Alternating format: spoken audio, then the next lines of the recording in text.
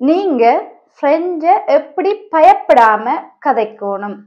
அதுக்குரிய ஒரு சின்ன மெத்தட் தான் நான் உங்களுக்கு இன்னைக்கு சொல்லி தரப்போறேன்.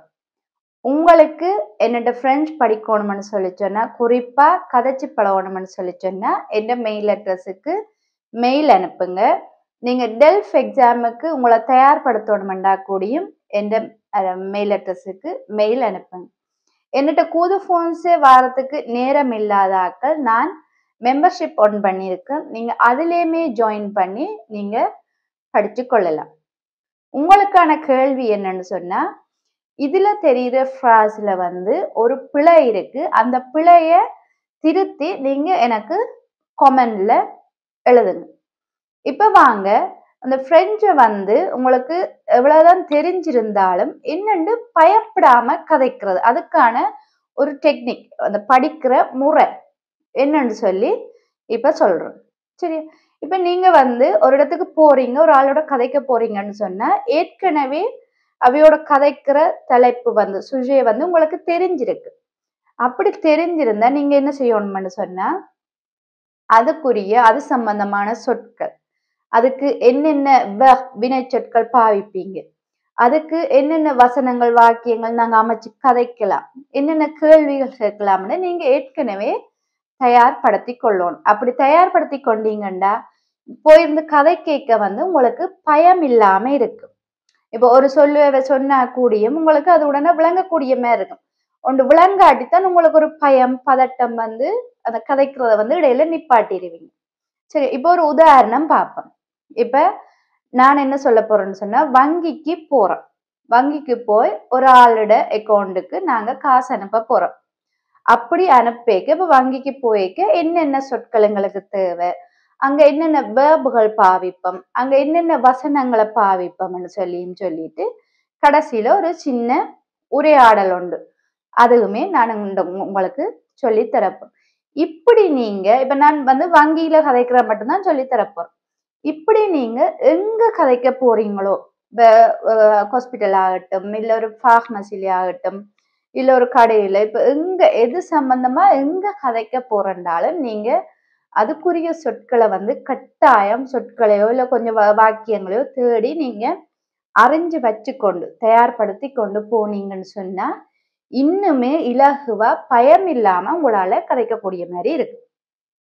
இப்ப வாங்க வங்கியில வந்து நாங்க என்னென்ன சொற்களை பாவிச்சு, பேங்க்ல வந்து என்னென்ன சொற்களை பாவிச்சு வந்து நாங்க கதைப்போம், அதுக்கு தேவையான சொற்கள் என்னன்னு சொல்லி பார்ப்போம். compte privé, compte privé என்று சொன்னா நீங்க அன்றாட பாவனைக்கு பயன்படுத்தக்கூடிய ஒரு வங்கி கணக்கு. compte d'épargne, compte d'épargne சொன்னா இது வந்து சேமிப்பு கணக்கு. நீங்க வந்து காசை வந்து போட்டு சேமிச்சு வைக்கிறதுக்குரிய ஒரு வங்கி கணக்கு. compte salaire, compte salaire என்று சொன்னா இது வந்து உங்களோட மாதம் மாதம் வர சம்பளத்தை வந்து இந்த வங்கி கணக்குல போட்டு எடுக்கலாம்.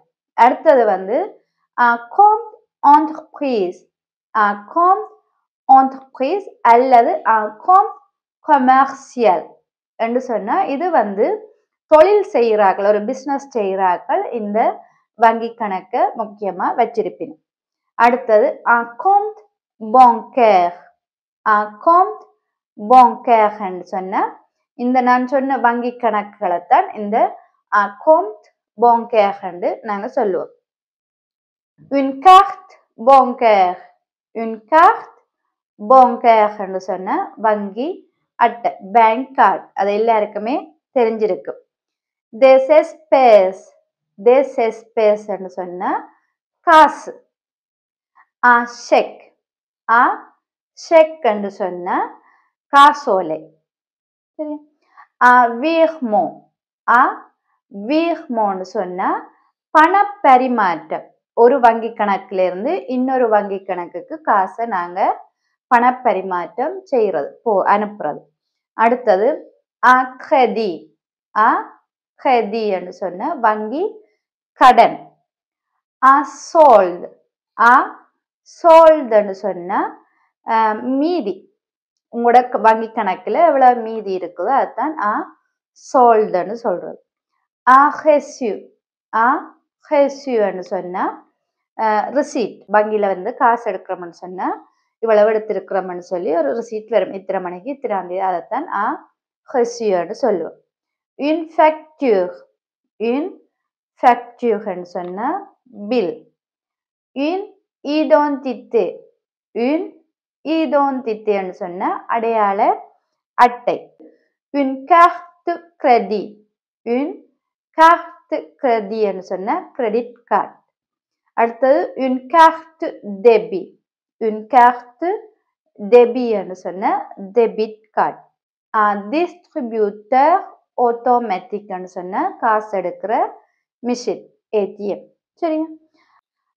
relevé de compteன்னு சொன்னா எங்கட பேங்க் அக்கௌண்ட்ல இருக்கிற வந்து தகவல்கள் டீட்டெயில வந்து இப்போ எங்களுக்கு சில வேளை மாதம் கடைசியில வந்து வீட்டுக்கு அனுப்பிவிடும், போஸ்ட்ல அனுப்பிவிடும்.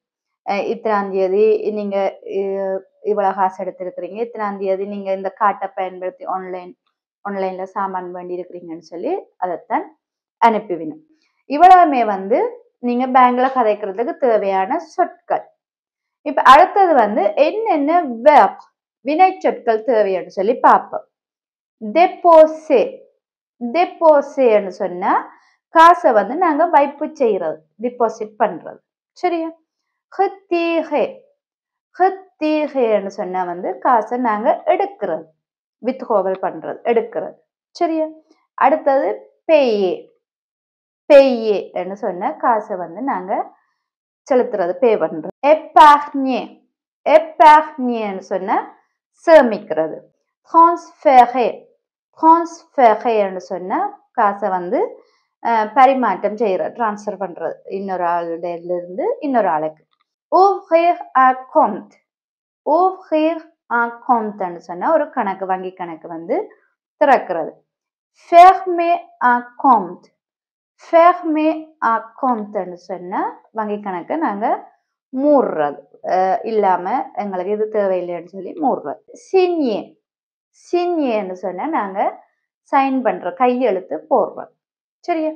அடுத்தது வந்து நாங்க என்ன பார்க்க போறோம்னு சொல்லி சொன்னா அங்க பயன்படுத்துற வசனங்கள் கொஞ்சம் பார்க்க போறோம், வாக்கியங்கள் பார்க்க போறோம். முதலாவது வந்து je voudrais ouvrir un compte bancaire je voudrais ouvrir un compte bancaire என்றா எனக்கு வந்து ஒரு வங்கி கணக்கு திறக்க வேண்டும். ரெண்டாவது வந்து je veux déposer de l'argent sur mon compte je veux déposer de l'argent sur mon compte என்றா என்ற வங்கி கணக்குல வந்து நான் வந்து பணம் வைப்பு செய்ய வேண்டும். சரியா? அடுத்தது வந்து je voudrais retirer 200 francs s'il vous plaît je voudrais retirer 200 francs s'il vous plaît என்றா நான் வந்து 200 ஃப்ராங்க் வந்து என்ற வங்கி கணக்குல இருந்து எடுக்க வேணும். சரி?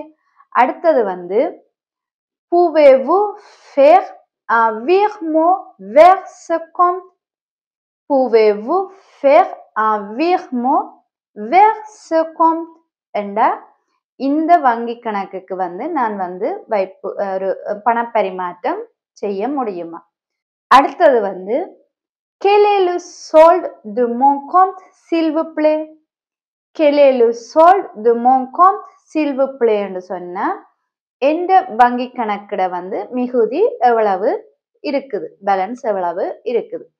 அடுத்தது வந்து j'ai perdu ma carte bancaire j'ai perdu ma carte bancaire என்றா நான் வந்து எந்த வங்கி அட்டையை வந்து தொலைத்து விட்டேன்.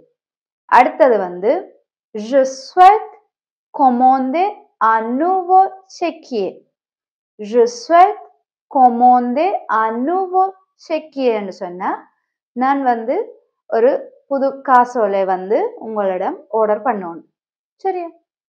அடுத்தது வந்து quels sont les frais pour un compte courant quels sont les frais pour un compte courant என்றா அன்றாட தேவைக்கு பயன்படுத்தக்கூடிய வங்கி கணக்குக்கு இப்ப வருஷ கடைசியில இப்ப நாங்க காசு கழிப்பினம் தான் வெட்டிவினம் தானே அது எவ்வளவு கேட்க எவ்வளவு ஃபீஸ் வரும்னு சொல்லி கேட்கறது.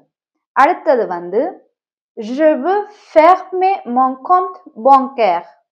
Je veux fermer mon compte bancaire என்றா என்ற வங்கி கணக்கை வந்து நான் மூட விரும்புகிறேன். அடுத்தது pouvez-vous imprimer mon relevé de compte? Pouvez-vous imprimer mon relevé de compte? என்றா என்ற பேங்க் விவரங்களை வந்து எனக்கு பிரிண்ட் எடுத்து தருவீங்களா? அடுத்தது quel document faut-il pour ouvrir un compte? Quel document faut-il pour ouvrir un compte? என்றா ஒரு வங்கி கணக்கு திறக்கிறதுக்கு என்ன டாக்குமெண்ட்ஸ் வந்து தேவைன்னு கேட்கிறது. சரியா? அடுத்தது je voudrais connaître les conditions pour un prêt. Je voudrais connaître les conditions pour un prêt என்று சொன்னா கடன் வங்கியில வந்து வங்கி கடன் எடுக்கிறதுக்கு என்ன நிபந்தனைகள் இருக்குன்னு சொல்லி நான் தெரிஞ்சு கொள்ளலாமான்னு கேட்கிறது. சரியா? அடுத்தது வந்து je souhaite modifier mon adresse sur mon compte. Je souhaite modifier mon adresse sur mon compte என்றா எந்த வங்கி வைப்பில வந்து வங்கி கணக்குல வந்து எந்த அட்ரஸை வந்து நான் மாற்றம் செய்ய வேண்டும். சரி. அடுத்தது வந்து mon compte est bloqué. Que dois-je faire? என்ற எந்த வங்கி கணக்கு வந்து பிளாக் ஆயிட்டு அதுக்கு நான் என்ன செய்ய வேண்டும்? கடைசியா என்னன்னு சொன்னா je voudrais échanger 200 francs contre 200 euros s'il vous plaît. Je voudrais échanger 200 francs contre 200 euros s'il vous plaît. என்றா என்ன? எனக்கு வந்து இந்த 200 ஃப்ராங்கை வந்து 200 யூரோவா மாத்தி தர முடியுமா? இவ்வளவு இந்த 15 வசனங்களுமே நாங்க வங்கியில பயன்படுத்துறதுக்கு எங்களுக்கு தேவையான வசனங்கள். அடுத்தது வந்து ஒரு சின்ன உரையாடல் பார்க்க போறோம். இப்ப என்னுடைய வங்கி கணக்குல இருந்து இன்னொரு ஆளோட வங்கி கணக்குக்கு என்னென்னு பணப்பரிமாற்றம் செய்யறேன்னு சொல்லி. Bonjour, je voudrais déposer de l'argent sur le compte d'une autre personne. Bonjour, bien sûr. Avez-vous le numéro du compte de cette personne? Oui, je l'ai ici. Très bien. Combien souhaitez-vous déposer? 300 euros en espèces. D'accord. Je vais enregistrer le dépôt au nom du titulaire du compte. D'accord. Voici votre reçu. Le dépôt sera visible sur le compte de la personne très rapidement. Merci beaucoup. Je vous en prie. Bonne journée. Merci. Bonne journée. இவ்வளவுதான் நீங்க உங்களை நீங்களே தயார்படுத்த வேண்டிய விஷயம். இப்போ ஒரு தலைப்பு தெரிஞ்சிட்டோன்னு சொன்னா அந்த தலைப்பை பற்றி நீங்க தேவையான சொற்களாகட்டும் வாக்கியங்களாகட்டும் இல்ல கேள்விகளாகட்டும் இல்ல என்னென்ன வேர்புகளாகட்டும் எல்லாமே தயார்படுத்தினீங்கன்னு சொன்னா நீங்க போய் கதை கேட்க வந்து உங்களுக்கு பயம் இல்லாம நீங்க கதைக்க கூடிய மாதிரி இருக்கு.